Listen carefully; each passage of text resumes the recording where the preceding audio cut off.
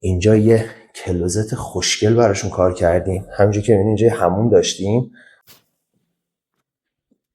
عمقش زیاد شده بود کمدمون و یه کلوزت عالی در آوردیم که در آینه است. ارادت باز که میشه کلی فضای کاربردی ایجاد شده. اینجا براش رگال لباس گذاشتیم، همونجوری که نور پردازی شده، دو تا کشو پایینش. این طرف هم همین اتفاق و این انتها هم جای رخت خواب بهشون دادیم که کوچکترین فضا رو از دست ندن. اون بالا هم که کامل انباری شد. یه بار دیگه تموم شده ببینید. از آینه های دودی بدون قاب استفاده کردیم. همینجوری که میبینین آینه تا انتهای کار اومده و قاب صفره و یه خروجی عالی از کار گرفتیم.